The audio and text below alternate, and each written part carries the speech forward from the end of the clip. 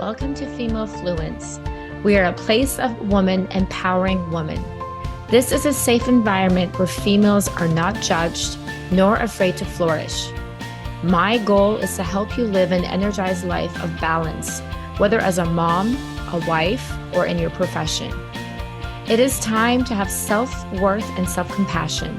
Live in the present moment and surround yourself with only healthy connections.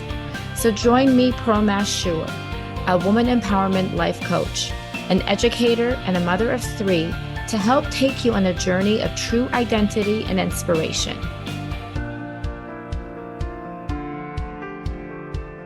We all seek meaningful work, a sense that our efforts contribute to the greater good and positively impact others. Discovering our purpose requires introspection. What drives us? What are our core values and strengths? What contributions do we aspire to make in life? Achieving happiness at work involves aligning our goals with our purpose and values. While individuals can pursue this alignment independently, integrating such principles into the corporate environments presents a broader challenge. Is mainstream America ready to embrace mindfulness and meditation? The benefits of mindfulness in the corporate world are increasingly recognized, with notable figures like Bill Gates and Oprah, as well as major companies like Google and Nike advocating for its adoption. Mindfulness practices not only enhance employee health and well-being, but also boost productivity and organizational performance. Despite past dismissals of this mindfulness as an Eastern religious tradition, its relevance transcends cultural boundaries, offering tangible benefits in today's fast-paced society. Recognizing this, a quarter of US companies have actually implemented stress reduction initiatives, incorporating mindfulness programs to support workforce. To delve deeper into this topic, we are joined by Jessica Joynes on Female Fluence. Jessica will share insights on her mission to promote mindfulness in corporate America, emphasizing its transformative potential in cultivating a healthier and more focused workforce. Jessica is a former global CMO turned bestselling author, spiritual coach, and international speaker. Through speaking, coaching, and a community platform, she empowers women to transform their lives by mastering their spiritual journey. Jessica is here to help women overcome all forms of fear and limitation and transcend the ego. Jessica's work has been celebrated in publications such as Forbes, Marie Claire, Thrive Global, and Media Post. She holds an MS in Communications from Cornell University. Welcome, Jessica. Thank you for being a guest on Female Fluence today. Oh, well, thank you for having me here. It's so good to be with you today. So excited. So we're going to start off with, if you can introduce yourself, especially about your solo trip that you took across South Asia in 2011. What made you take this trip? How was your soul's purpose actually awakened? And did you build resilience through this journey? I know it's a fully loaded question, but I just think to start off the interview, we're just going to dive right in. Well, you know what, that there's been a couple key points in my life that have been instrumental, like awakening moments in my journey. And you absolutely went right to one of them. And I traveled because I was so burnt out and so tired and didn't know what to do. I was laid off. And after about 48 hours of being devastated, I was like, this is the greatest thing that's ever happened to me. Months prior, I had been joking because I didn't realize like the power of my ability to manifest things. It's like, God, I wish I'd just get laid off. I'd take that severance. I'd go travel. And I was saying, and then That's it crazy. happened. And then it happened. And, you know, it's sometimes like the universe does for you what you couldn't do for yourself. And I had been tired. I had been burnt out.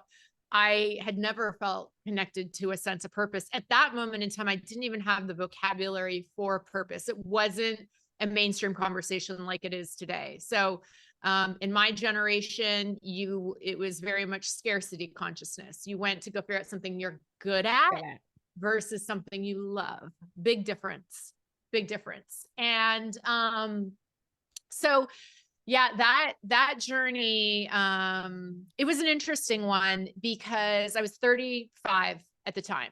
And that's not like the time age you do a gap year, which is kind of like what I did. Like, Yeah. just did that a little bit younger. So people in my life like really thought I was like crazy. Like, you're You're gonna do having an what? early midlife crisis because you're right. Usually it's like maybe you go to college and then you take some time off, or maybe before college, you're just like, okay, I don't know what I'm doing with my life, so I'm gonna take some time off. But usually it doesn't happen that time No, span.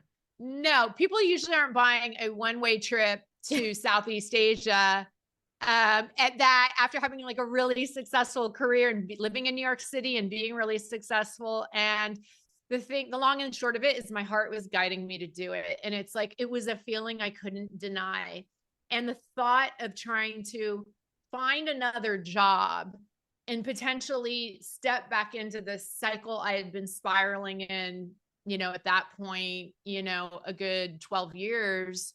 I couldn't fathom it. So that was what I did. And, God, it could be a whole podcast, but that trip built a lot of resilience. I had solo traveled a bit, never to this degree and never for what was almost nearly a year, but I learned a lot. And the key point of my journey is during that trip through a meditation and different spiritual exploration that I started to wake up to the notion of purpose and started to realize what we've always been told, but few of us do, is that you're meant to do what you love.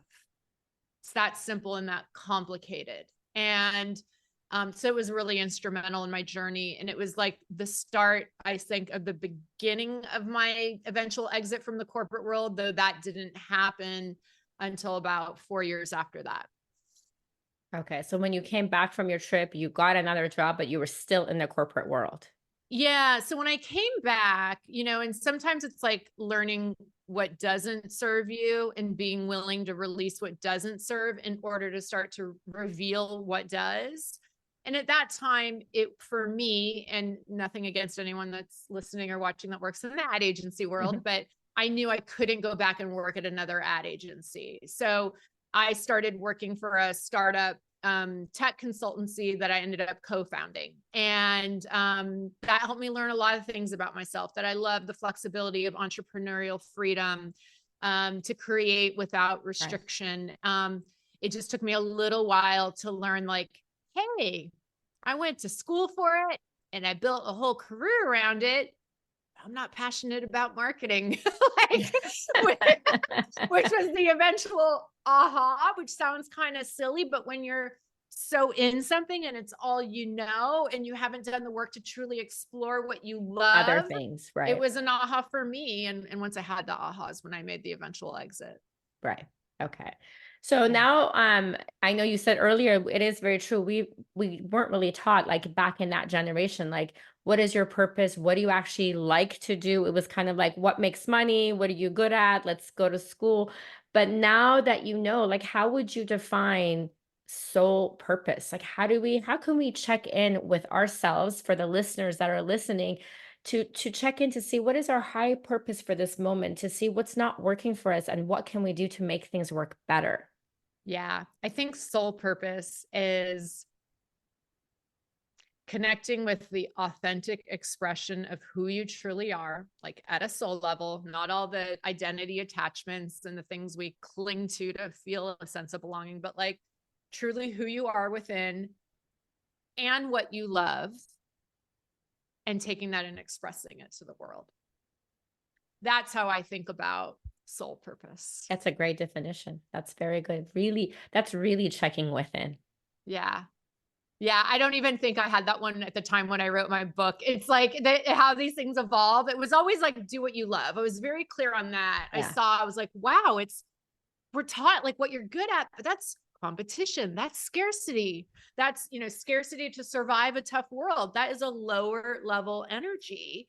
And that's like, certain generations, what we'd always been kind of taught to do, even though you would hear the message, do what you love, follow your bliss.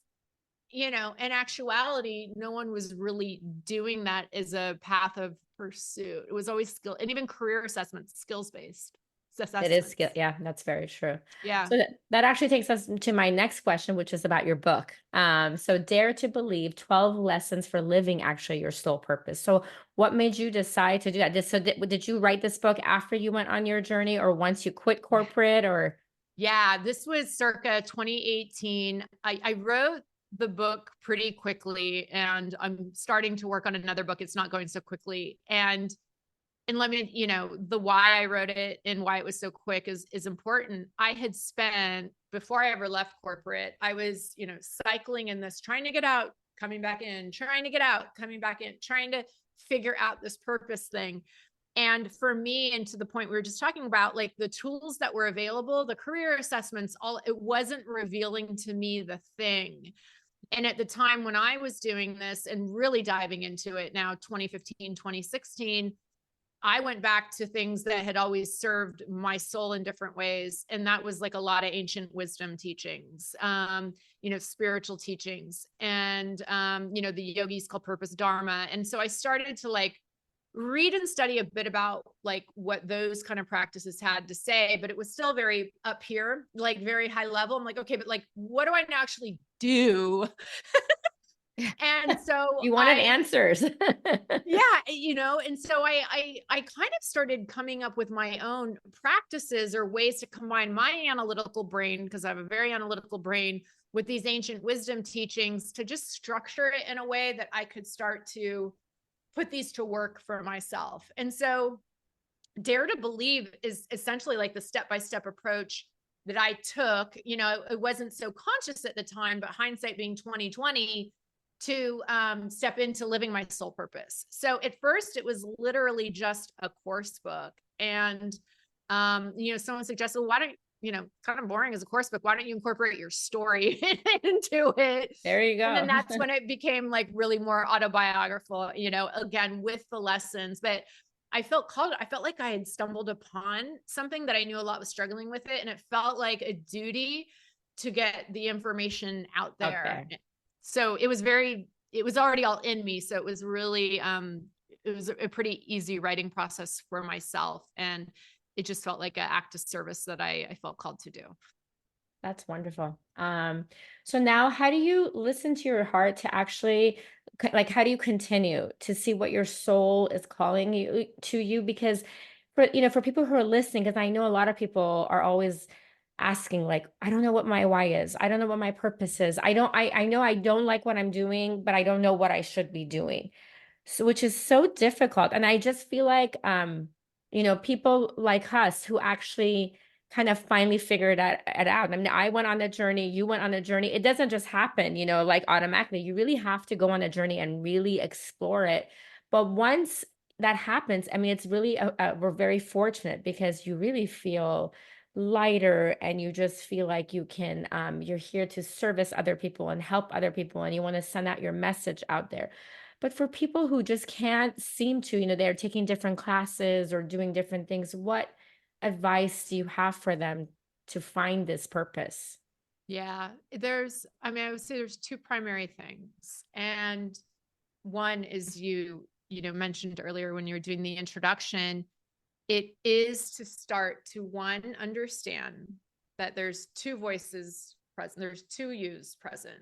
There's your ego self and your soul self. The soul self is the one guiding you to your soul purpose. The ego self is technically taking you away from it or blocking it. And understanding that that's the journey you're on is a first step.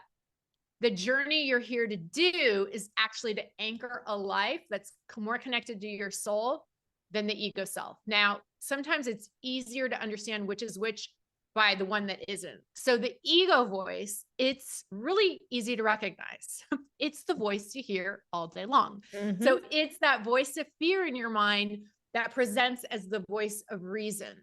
So it's anything that's coming at you like inner critic, inner naysayer, it views limitation, thinks things aren't possible, is fearful, is scared. That's the ego voice. So the thing you do is don't listen to that. Like, don't take Turn it action off. based on what that's saying.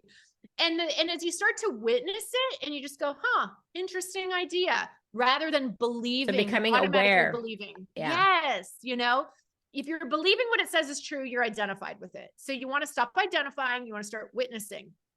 And as you do that, that soul voice, it's not so much words, it's resonance, it's a feeling. So when I say the soul purpose journey is start following your resonance, things that light you up, things that you feel like a little something, something around. You're not going to know where it's going per se. So that's scary. You're not going to necessarily know the outcome, but you're going to start to flow and taking one step at a time, following this path to resonance. A little more complicated than that, but I'm giving the simple version. Right. And then the other thing is just to get curious about yourself. Like, what do you love? Like, become the curious detective about you. Start taking notes about it, from a place of non-attachment. Just get curious about yourself, surrendering kind of any ideas you have about yourself. If that makes sense. No, it totally does. I mean, at the end of the day, yes, it is the ego for sure that we need to deal with. And it's interesting because I think we have like 85% of like negative thoughts throughout the day that we're telling ourselves. And we don't even realize it. It's like, oh, I can't do that. Oh, I woke up late. Oh, I'm so tired. Oh my gosh, I'm behind schedule again today. I said I was gonna do this and I didn't. So it's like all day long, you're feeding that to yourself. And it's like, if we can just change that narrative belief of what it's telling us and say, okay, stop. I hear you, but I'm not going to listen to you. Yeah. Yeah. I love that. Exactly. As you said it and articulated is the deal. Yeah. 100%. Easier said than done, but it is the Yes. journey. Yeah. Just becoming aware. So now our high stress work environment demands an evolution on the human beings. For this reason, leadership needs to evolve. And I know since you've been in that work environment, how are you helping make this change? Yeah. There were two versions of the business I have today, the sole purpose I have today. And at first, the first version was really trying to go and make the case to companies. I realized that wasn't my path pretty early on, that there's incredible people doing it and incredible companies receiving it, but that I wasn't necessarily the one, to deliver that message per se. Okay. So instead, I really started appealing to the individual executive and focusing on women, which, my former self, to be quite clear. And how could I help women that, are currently Burning out. stressed out, overwhelmed the same way I was, I was having all the symptoms of burnout before I was 40, real physical health problems, emotional health problems, all the things. And, so where this led is I launched the Women's Purpose community, and it's a personal and spiritual growth community for high-powered women. And whether they, want to fund that through their company or not is up to them. It's not really a conversation I get involved in, but it's really to help the women that are in these very powerful roles and with something that they know they need. It's not a hard sell at all. And that is a place for them to focus totally on themselves, where they're not having to be this or that, lead this or that, do this or that, and show up wholly and holistically for themselves and focus on their wellness, focus on, things like mindfulness, focus on doing the deep soul level work that's helping them to shift their own consciousness. So switching it from the inside out, right, is really how it's shifting things, I believe, in the grander corporate But I think landscape. that, I mean, what you're doing is incredible because you're going, like you're saying, you're dealing with the executives. So that's like the foundation of the company. If the Yeah. executives are happy, then they're going to be in a better working environment. They will be nicer to the rest of the employees, and the entire environment of the work will change because everyone has higher spirits. I mean, I've noticed, I think there was this one orthodontist office that I take my son to. Oh, I was telling this to my husband the other day. Everyone in this office is happy. I don't think I've ever been to this office where someone is rude or just negative or down. And it, like me going there as a consumer, I feel so good. I feel like my child is in the right hands. But that's because, it's like the doctors and the higher levels have made that kind of environment where it's like, okay, you can tell like everyone is able to talk to each other, everyone's relaxed. It and I've been to other offices where you go in and you just feel like it, like there's tension, there's two people like arguing in the back, lounge, and you can just feel the energy is really low and negative, and that energy really affects the employees, and you take that on home after a long, 8, 10, 12-hour day, and then now you have to deal with your own family, and then the next day you have to come back to the same exact work environment. So Yeah. you're dealing with it exactly like you said, fixing that main problem so that it can spiral down, because it's going to trickle down all the way down to the rest of the employees. It makes a It's huge so true. difference. It's so true. You're absolutely, by the way, my dentist office too, like, it's new and the energy is so next level. It's so weird that you're saying that That's because I so weird. feel Maybe like, we're going to this. No, but I love going there because you can feel it. You're right. You can I feel do it. too. For me, it's like relaxing. Like I send my son in, I'm like, oh my gosh, like everyone's happy and they have the colors, like everything is like teal blue and ocean and the pillows, and you just feel relaxed. Like I feel my energy shifts when I enter the office. That never happens anywhere else you go. That's amazing. That's amazing. I love that. So But those yeah, but things, your point is well taken. And yeah, and that's where I realized my sweet spot was and how I was going to be able to affect change. It was really like appealing, going, direct to the actual women that this yes. would benefit. Yeah. Just going to right to the point. Yeah. Now, the next thing I wanted to talk about is survival consciousness. Mm. So what is it, first of all? And then how can that trap you in your life? And then where it makes you kind of identify with the voice of fear that it comes with, that you're just afraid to explore and do anything else because you're just Yeah. trying to survive. Yeah, it's like survival and victim consciousness go hand in hand. Like, so I define survival consciousness as like you view life as something like you're just trying to survive. Like you're not, and because because what you've done is you've totally put aside, neglected, disempowered your ability and truth. And I would say like God-given right to like co-create the life you want. You're kind of like, oh my God, I'm just reacting to life. What's going to happen? When you say subtle things like, oh, I had a bad day, like the day happened to you. Mhm. And, so it's all of that energy. And it's where a lot of us live. It's where I lived for a long time. I had surrendered my right to co-create my life and I was just trying to get by, just You're to just a survive. robot. Yeah. And for me, and it happens, I think a lot in this corporate paradigm that we have, I called my breed of survival consciousness, self-induced survival consciousness, because I was living as if like I was hunting for, food and water every day. It was that level of adrenaline of this, like always, always going, always the next thing, no, like this level of what I was doing to my nervous system. But I had plenty of money, had plenty of food, plenty, so biologically, it was like in survival consciousness, but it was like such a farce. It was such Yeah. an Because illusion. you were fine. It wasn't like you needed all this to survive, right? Totally. And we all do it to ourselves, this But that's what you were addiction to used to, because achievement. that's what you've always been doing. So you don't know better. And that's what the paradigm is anchored to. Yeah.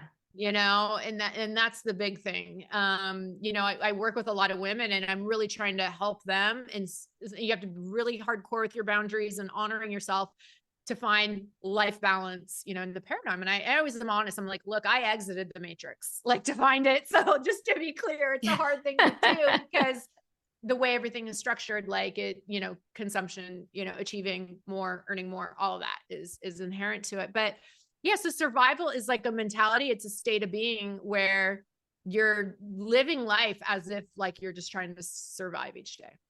Yeah. No, I mean, I can really resonate with that, because I feel like I've learned to shift that as well, because now instead of, you always say, oh, I'm just surviving. Like, how's your day? I'm just surviving. Yeah. I'm so Yeah. stressed. Now I actually read an article where it was saying like, you need to just even stop saying I'm stressed. Like you need to look at things differently and kind of be aware. Like, you need to be grateful for the day that you're having. These are not real problems. And instead of saying that to yourself, this story that you keep telling yourself, I'm stressed, it makes you feel stressed. Just Yeah. say, I'm busy today, or I have some things that I have to do, but don't avoid using the word stress. And once you become kind of aware of what you're doing and being present in the moment, you're not thinking anymore like, oh, I'm just surviving. It's kind of like, I'm doing the best I can. I'm going to get what I can get done for today. And then tomorrow will be a new day. Yeah. I love that. The other one I say too, for clients that just can't like get their head out of it, I'm like, well, then say I'm choosing to be stressed out today. But like take Yes. ownership, just Yeah. like Take you're saying. ownership. Exactly. It's the ownership, because again, then you start, oh, I can co-create a life. I can create a life I want. So take ownership for it And regardless. once you change that statement, it's so powerful. You really feel the shift that you're like, oh, well, I'm choosing to be angry today. I'm choosing to Yeah. be stressed out today. So I Yeah. have control. So I'm choosing not to be stressed. Yeah. Right. Yeah, Yeah. absolutely. Yeah. Now, did you feel like I know a lot of times, like we set goals for ourselves and we say, okay, once I have that position, when I have that corner office, when I have that car that I wanted, then I will be more happy. I will feel fulfilled. So is that what you felt like as you were working? You were like working towards those goals and you kept wanting to do more and achieve more and thinking, oh, there's going to be a level. Like once you get that level, you'll finally feel fulfilled and happy. Was Yeah. that what you Such were a good striving to do? question. Unfortunately, no. You were just most surviving. most people do that. Not mine was like worse because it was like just more and more. I don't even know what. Like it was just this unconscious programming. I didn't even in the corporate space. I never even had a goal of wanting to be a CMO. I was a CMO before I was 40. Like no, mine was way more unconscious. I don't even know, like, when I look at hindsight's 2020, right? The beautiful hindsight 2020 awareness. But it was just like, yeah, something more, but I don't think I ever defined it. You didn't really think about it. You just kept moving. Just like unconscious programming. Yeah, Yeah. that's so interesting. Yeah.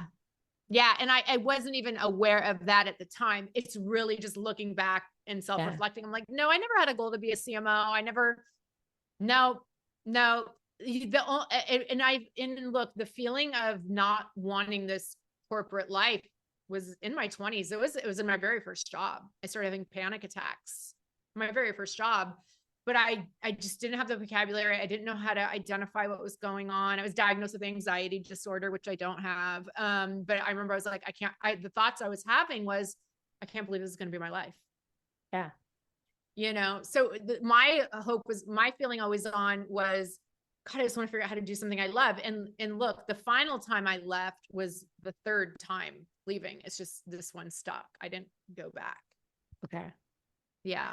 So now with you like working with executives, do you think that there's actual hope for corporate America? Do you think that there's hope that we can awaken the corporate soul so that the individuals can actually find more meaning and fulfillment in their jobs? Yeah, I do. I just think change is slow on this one. But I always see it, like if you reflect back, I see it happening in a lot of small ways, that we're talking about things like mindfulness, that there's, flexibility in work. Like a lot of companies, you don't have to be at home. They're honoring that. There's not this like fear and control, lower level consciousness energy that's totally infused into how a company is managed. That we're talking about things like burnout, that there are companies that pay for a lot of my women for their membership, to the women's purpose Oh, community. that's great. So I see a lot of positive change in that front. And I believe it will, because I don't think what we're doing is sustainable. These human bodies, we're seeing the effects of that. But also when you look at some of the younger generations, that they're just like, no, sorry, I'm not doing that. And they're all looking to us like, because it's like the final frontier of like freedom in a way, you Yeah. know what I mean? And they're unwilling I to do totally that. believe that the younger generation doesn't have that kind of, I mean, they're just not used to that kind of grit to be Yeah. able to do it. You know what I mean? Yeah. So that's going to Yeah. shift itself as well. And then all the robots, It's the true. world is really Yeah. shifting. Yeah. So we got and you look a lot, and it's like we laugh now, but it's like, I used to say, I'm like, I feel like I'm a robot going through the motions. Now there's going to actually be robots to do that work. Yes. And the beautiful thing is, like, we as the collective consciousness of humanity, we get to, and then tied to certain countries and cultures, we get to create what we want. And I think we're having more awareness and conversation around what we want to create, but it's going to be a process. Yeah. I used to always, another joke too, I'd look around, I'm like, why did we choose to create this? Like, work, work, work. Then I get to enjoy my life when I'm 70. Like, why are we agreeing Right? that that's That's the so that has experience? really changed because that's not how it is anymore. Yeah. Right? Exactly. I totally agree with you because at that point, it's like, what's the point? You might have body aches, you can't, hike where you wanted to go, you travel the world, you have all this pain and you're tired and you can't see as well. And it's like, okay, you've worked all this time, you've never enjoyed yourselves, and now at the very end, you're going to enjoy your life. Yeah. Yeah. Like, let's create something different. Yeah. So the fact that there's conversation, but change is slow, and there's a lot of energy invested in the current paradigm too. But I believe it will shift. I just believe it takes time. Slowly. Yeah. Yeah. Yeah, that's true. Yeah. Um, were you always a spiritual seeker, or did this happen once you went on your trip? No, I was since my 20s. I wasn't necessarily like raised per se in any kind of like religious upbringing or anything of that nature. And when I was in my 20s, I got just very curious and really started exploring a lot of different pathways and avenues, a lot of more Eastern. I was always just very drawn, and I don't even know why, to, understanding things like Buddhism and the yogi teachings and a lot of what people will call new age, fine, but a lot of the ancient kind of wisdom teachings Hmm. was just always my jam. And living in Los Angeles in my 20s, I was able to explore a lot of that. So I would, like, on a Sunday, I'd go to the New Age church here, Agape. And then I'd even go later in the afternoon to the Self-Realization Center, which is a famous kind of, yogi from India spiritual center. And I'd go to there for their after, and I was just very curious. When I lived in New York, I got involved with, a Buddhist religious practice there. And so I've just been like exploring, curious. Now I would say, like, I find that there's truth in every spiritual teaching and in every religion. And if you can look past some of the dogma and the ideology, Yes. they're all essentially saying the same thing. Yes, I I love totally that. agree with you. Yeah. Yeah. So yeah, I It's love just it. the main concept of it all. If we can just, Yeah. focus on that, the world would be so much more peaceful. Yeah. Yeah. Just a little bit, Just a so, little bit. yeah, religion's man-made. Yeah. So yeah. Yeah. So I know you when you were laid off, it was kind of a blessing in disguise, right? The Yes. kind of the universe does things sometimes that you're not able to do yourself. But do you think that if you had not been laid off, would you have taken that big step? Or what was the straw that finally broke the camel's back where you just realized in your head, whether you were laid off or not, that this is not going to work out for you in the long run? You're just not happy. You're burnt out. You're having health problems. And you were still very young. So if at that point you were already feeling all these symptoms, imagine if you'd, stayed for another 20 years doing the same exact thing. Yeah. The older I get, and I don't even know if I'd answer this, how I'm going to answer it now, 2 years ago, but I believe in destiny a lot more than I used to. And I think there are things that you agree that, you're going to experience at a soul level, before you come in, so to speak, that even if the timeline is delayed a little bit, the universe conspires to get you there. So even if it hadn't happened in that fashion, like I was laid off and and I ended up quitting or whatever it was, I still think the energy would have oriented me there to get here where I am today, if that makes sense. But hypothetical, I can't even imagine. And again, it's like I say it with love because it's just me. I'm doing what I love. There's many people that love their corporate world experience and working for incredible companies. And I say kudos to all of them. It just wasn't for me, Right. but I can't imagine still being in that environment for me. No, Right. I don't know what would happen. Yeah. Yeah. I don't think I'd be very happy, I and I'd but I probably be think you're sick. right. I Yeah. think somehow you would have kind of found the path to where you are now. Yeah. I do believe, just like Yeah. you do, I'm very spiritual. So I think Yeah. somehow you've been led the right direction. It might have taken you longer, but you would have, Yeah. you were But the meant to universe do will what get you're you doing there. now. Yeah. Yeah. You know, the universe will get you. Yes, The universe wants you to live your soul purpose and live your soul mission. If you're open to it and wanting it, right? Then it's exactly. like it all conspires to help you. So Exactly.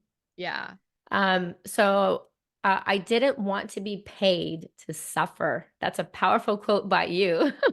Can you elaborate on that?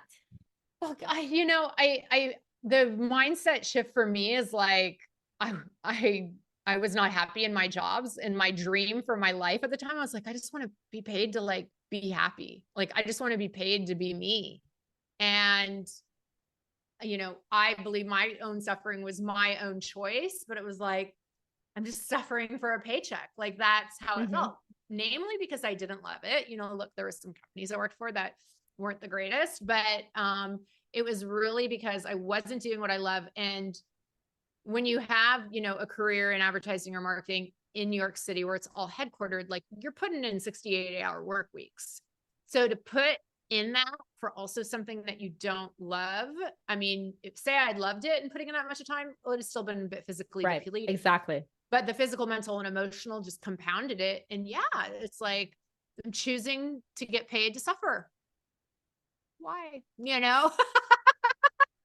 Till you hit bottom with it, and Yeah. you're like, enough. So yeah, my goal was like, wow, I want to like be paid to be I want to wake up and be happy and get paid to be happy, like doing what I love. Right. So it's great to be able to have that. That's the best situation because I just feel like there's like days that I can be like working like 10 hours straight and I forget like to eat or whatnot and but it's like it's fun, and at the end I'm like, oh, okay. But it's like, but I can imagine like, I used to work in the corporate world too, and I remember like I'd look at the clock and it was just like, oh my gosh. Even if I was really busy, I would still feel like I have so many more hours to go. And it was just, the day would just drag on. So it's really important. Like you can work really hard and you can have long days, but if you are happy, it makes such a difference. I love to really get to know my guests that I interview and just so that when we have our conversation that it's like, it's authentic and I truly know what you're doing and what your journey has been like. So I Yeah, kind I of love it. dive deep. I love So it. our true destiny is to be happy in what we're doing and allow our hearts to guide us, not just to make money. Of course, the ultimate dream is to wake up every day passionately excited about what you do for work. Now, this is another great, powerful statement. However, I wanted to just ask you, like, there's a lot of times, unfortunately, there can be financial constraints. We have kids, there's medical bills and whatnot. So it's a little scary. Like if we have a job and then we're really not happy with it, that we have to take that leap and say, okay, that's it. I'm miserable. I'm going to quit. So um, how can how do we feel like when you feel a calling in your heart, how can we make that huge step, as scary as it is, not to let fear take over and say, okay, there's a calling inside of me and I just have to do this because I know a lot of people out there listening are scared. They might be miserable in their job and maybe they can financially handle it. They might be some rough times, but if they took that leap, they could make it work, but the fear in them takes over and doesn't allow them to take that step. If they've been working, let's say, for 20 years in the same office, with the same people, you know. Yeah, no, I get it completely. And so I'll say a couple things. First, it is your destiny to live your soul purpose. Hands down, it's what you're here to do. And because when you live your soul purpose, you also do the spiritual journey we're all here to do, which is to anchor a life towards where your heart is guiding you. So they're one and the same. And the big aha for me, this was like, because the number one limiting belief is I can't do what I love and make money. That's the number one limiting belief, or like the path there, walking away from whatever you're doing and the path towards it is going to be, particularly painful and you're going to lose everything. And I don't know, maybe you will, but this is what the big aha that came to me. I was like, do I believe in a loving universe or a cruel one? So is the universe putting a dream in my heart that's only a path to poverty? No. Any dream the universe puts in my heart is always attached to a path to abundance and financial abundance. But I have to believe that. So like, that's the first thing. Now, if you believe that you can only do what you love, but you're going to suffer financially, well, then you will manifest that.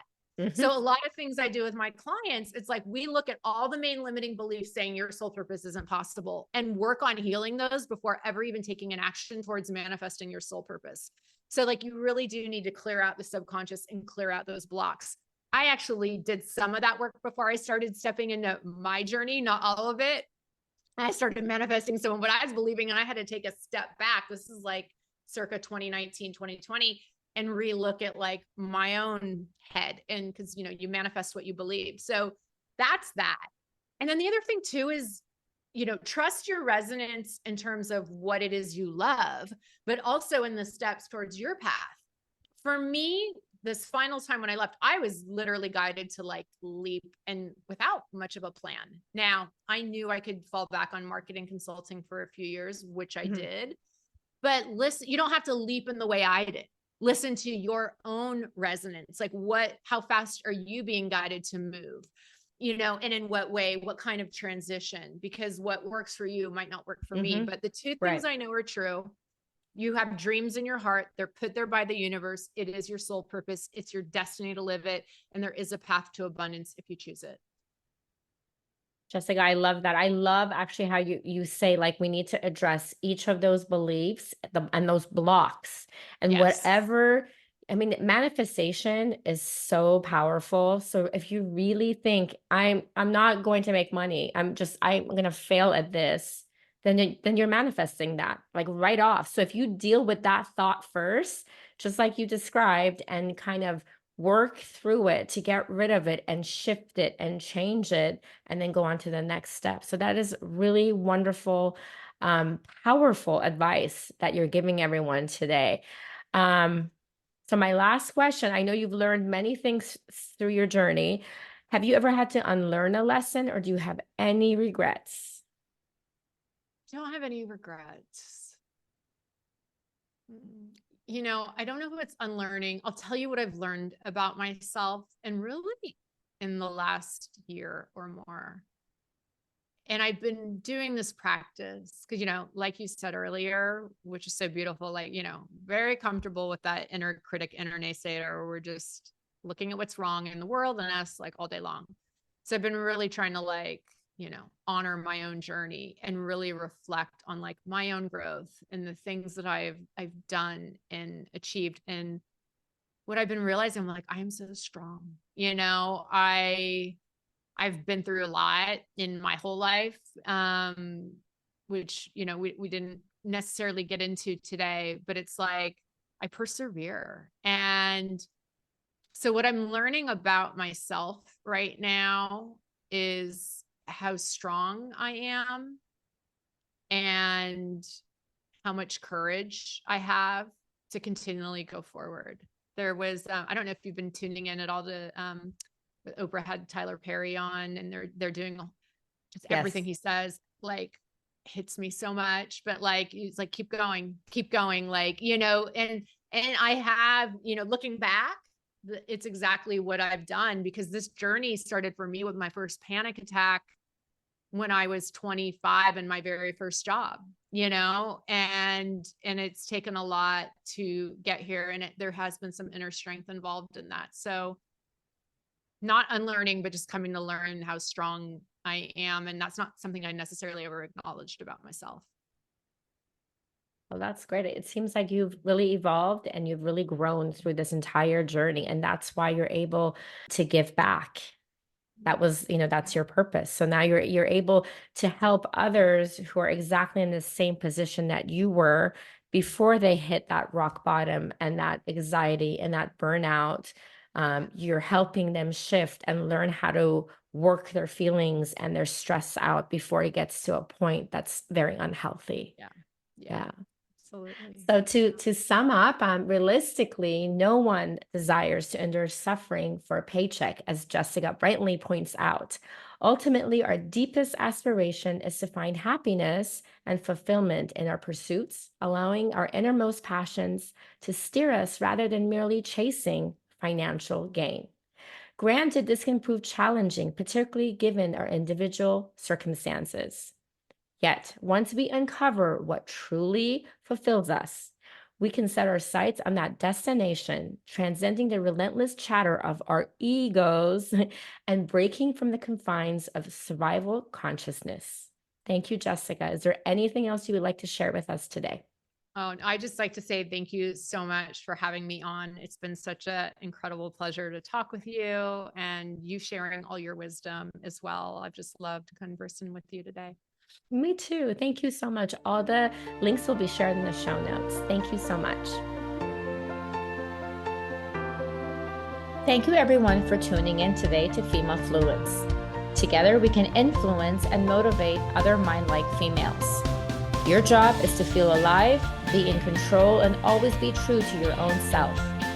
Please don't forget to subscribe so you can continue feeling inspired. All the links and notes from this episode will be posted on my website, femalefluence.com. Don't forget to also follow me at Female Fluence on both Instagram and Facebook.